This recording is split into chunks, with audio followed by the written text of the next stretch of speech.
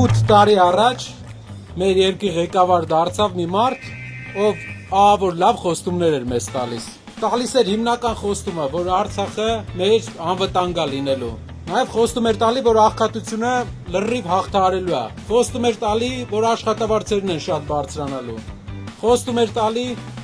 ինչ խոստում չէր տալի, Ժողովուրդ ջան։ Ինչի մասին ասես խոստում տալիս էր։ Հայտնի դեպքեր, որի արդյունքում իր խոստված անվտանգությունից ոչինչ չմնաց, ունեցանք 3 պատերազմ։ Ռուս-ուկրաինական պատերազմի արդյունքում միլիարդավոր դոլարների հարկեր եկող Հայաստանի բյուջե, բայց աղքատությունը չհաղթահարեցինք։ 21 թվին մի անգամ էլ ինքը սկսեց խոստում տալ։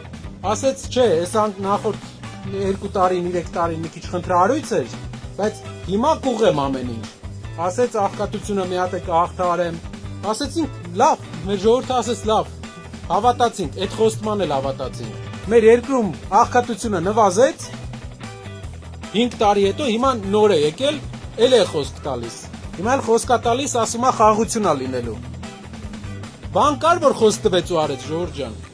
Չարբախը ընդհանուր աշխատել է գործարանների վրա, որը ստեղծել է Հայաստանի հիմնական տնտեսական ակտիվությունը։ Ինչ ենք անում մենք 50 տարի հետո։ Մի հատ որոշել է, մի հատ լավ բան անի։ Բոլորիս վրա, բոլորի ընտանիքի վրա, մեր ձեր բոլորի անցած տարի վերցրել է $2500 վարկ։ Հայաստանի անկախության առաջի 16 տարում 1.6 միլիարդ դոլար էր վարկը։ 16 տարում այնքան վարկ չեն վերցրել, ինչքան այս հիմիկվա մեր ղեկավարը մի տարում։ Ինչ է սա նշանակում։ Չեմ կարծում, որ մեր ժողովուրդը պետք է երրորդ շանսը տա նույն մարդուն։ Ուղղակի պարգևավճարներ վճարվի, մի քանի փողոց ասֆալտ արվի, այլ նենց բան սարքվի, որ մարդիկ երկարաժամկետ գործ ունենան։ Վստահ եղեք, որ փոփոխությունները անխուսափելի են։